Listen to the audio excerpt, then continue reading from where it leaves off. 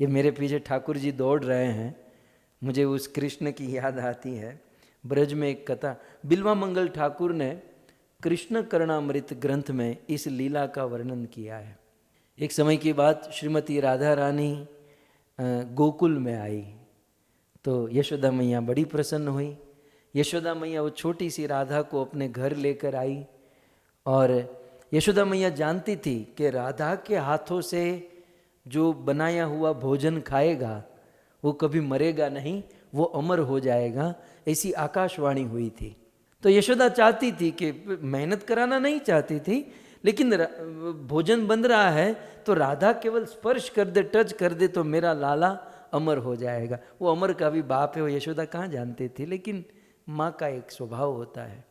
तो छोटी सी राधा को माँ यशोदा घर लेकर आई और कहा कि राधे राधे एक काम करोगी? बोले वो जो दही पड़ा है ना उसका जरा माखन बना दो, कृष्ण को माखन बहुत पसंद है और आज मैं कृष्ण को माखन खिलाना चाहती हूँ। ये राधा ने कहा कोई बात नहीं माँ, आप अपना काम करो, मैं जाती हूँ अंदर और मैं माखन बनाती हूँ। तो छोटी सी राधा गई, माखन का मटका और उसमें रखी मंथानी और मंथानी में डाली रस्सी और रस्सी को ऐसे हिलाने लगी, घमर घमर मारू वलोणु गाजे। मथुरानी जेल मां कान जनमिया, वासुदेव टोपला मां मेली ने हाल्या, यमुना जी मां केड़ियूं पाड़े मारो कान, श्याम आवीने मारी मटकी फोड़े। यमुना जी मां केड़ियूं पाड़े मारो कान, श्याम आवीने मारी मटकी। ओ राधा रानी, घमर घमर मारूं वलोणु गाजे, श्याम आवीने मारी मटकी फोड़े। आपको एक सलाह दूं, घर के लोग हो इसलिए कि हे माताओं, आप भी जब अपने घर पर भोजन बनाओ ना तो भोजन बनाते समय ऐसे गीत गाइएगा, भगवान का स्मरण कीजिएगा, भगवान की लीला को याद कीजिएगा, तब वो भोजन इतना पवित्र होगा, खाने वाला शुद्ध भक्त हो जाएगा। लेकिन हमारा उल्टा है, भोजन बनाते समय तुमने ऐसा किया, तुमने ऐसा किया, तुम कुछ काम है, ए तू नीचे बैठ, बच्चे को डांटना, पति को डांटना, ये करना वो करना, बस वो तवे वहाँ भोजन की आग जलती है, यहाँ माता जी का दिल जलता है। फिर वो जैसे जैसे जो भाव होता है वो भाव भोजन में आ जाता है, खाने वाले भी फिर ऐसे हो जाते हैं। लेकिन धन्य है श्रीमती राधा रानी। 4-5 गोवाण टोळे वळी ने, 4-5 गोवाण टोळे वळी ने, एक बीजाने कांधे चढ़ीने, मटुकी मां मोरली मारे मारो कान, श्याम आवीने मारी मटकी फोड़े। मटुकी मां मोरली मारे मारो कान, श्याम आवीने मारी मटकी फोड़े। अने वृंदावन मारास रमाड़े मारो कान, श्याम आवीने मारी मटकी फोड़े।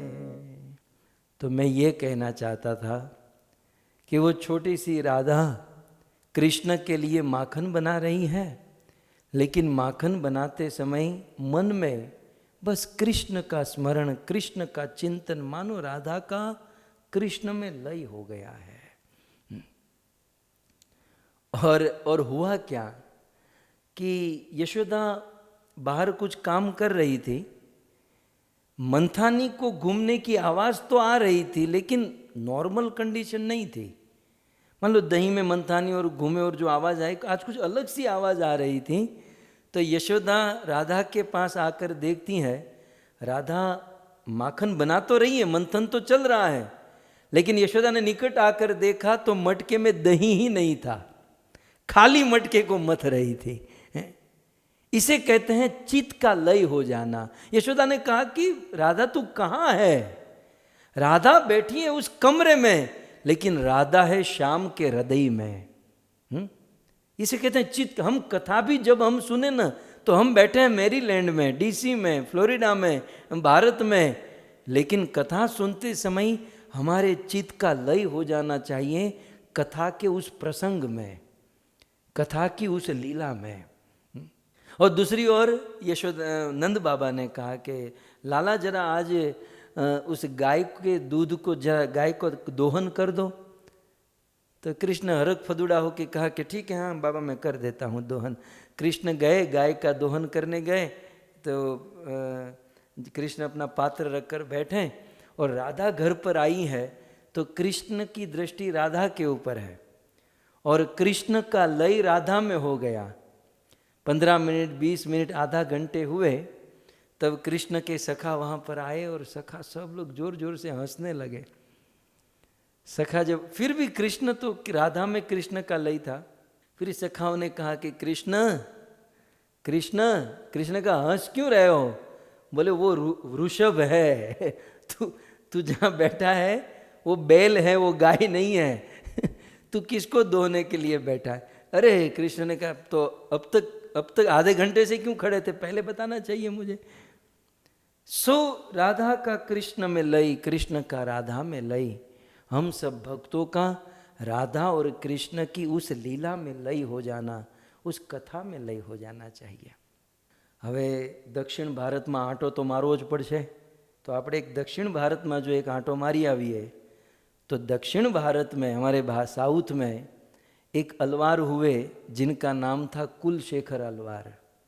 बहुत बड़े राजा थे और भगवान रामचंद्र के भगत थे, और ब्राह्मण समाज उनके घर पर आते और बहुत सुंदर राम कथा सुनाते। और राम कथा सुनते सुनते महाराज कुलशेखर आलवार का लय हो जाता था, कथा में लय हो जाता था। कथा आप सब जानते, मैं केवल स्मरण करा दूं।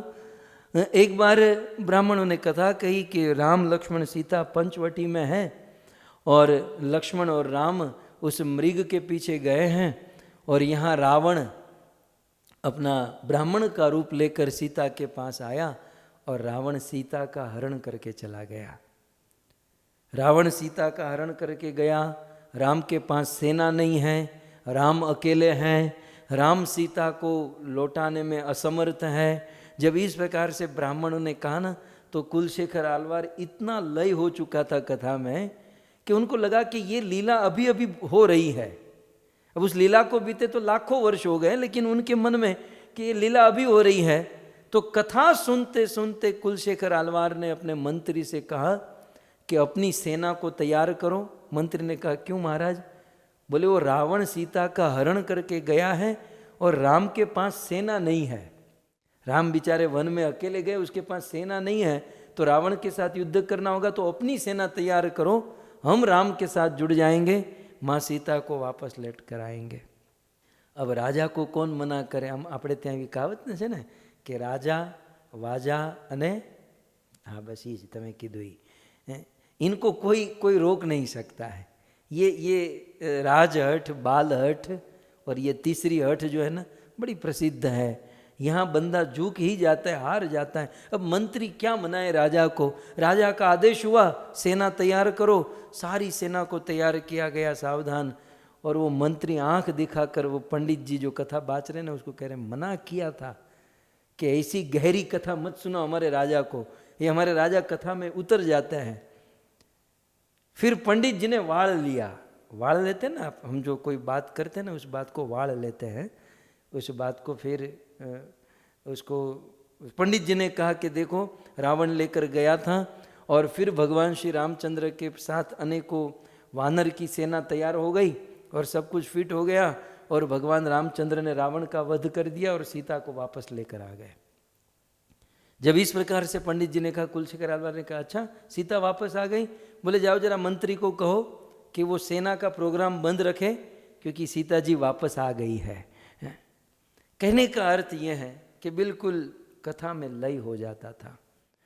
कुलशेखर आलवार के जीवन में ऐसी भी घटना है ना कि भगवान रामचंद्र की अंतिम लीला, इस प्रकट अंतिम लीला जब सुना रहे थे तो भगवान रामचंद्र सरयू में प्रवेश कर गए। ये साउथ में थे, समुद्र के तट पर रहते थे। बोले राम सरयू में चले गए तो अब मुझे जीने से क्या लाभ। कुलशेखर आलवार कथा से खड़े हुए और समुद्र को सरयू नदी समझकर कुलशेखर आलवार समुद्र में जाकर चले गए। बहुत बड़ा हाहाकार मच गया, पूरा राज्य एकत्रित हो गया। और उसने मंत्री ने तो उस ब्राह्मण वो कथावाचक का काठला पकड़ा, काठला होता है ना, बिल्कुल गला पकड़ा। मैंने मना किया था कि तुम हमारे राजा को ये सब मत सुनाओ, फिर भी तुम सुनाते हो और हमारे राजा इसमें बह जाते हैं। अब कौन, अब समुद्र में डूब गए, अब कैसे वापस लाएंगे। तो वहाँ पूर्ण हाहाकार मच गया, क्या हुए क्या हुआ। अब भगवान अपने भक्त को कैसे मरने देंगे। ऐसा इतिहास कहता है कि उस समुद्र से स्वयं भगवान रामचंद्र कुलशेखर आलवार को अपने गोद में उठाकर समुद्र से बाहर लेकर आए और उनको जीवन दान दिए। सो कहने का अर्थ यह है कि जब हम कथा सुनते हैं तो हमारा कथा में लय हो जाना चाहिए।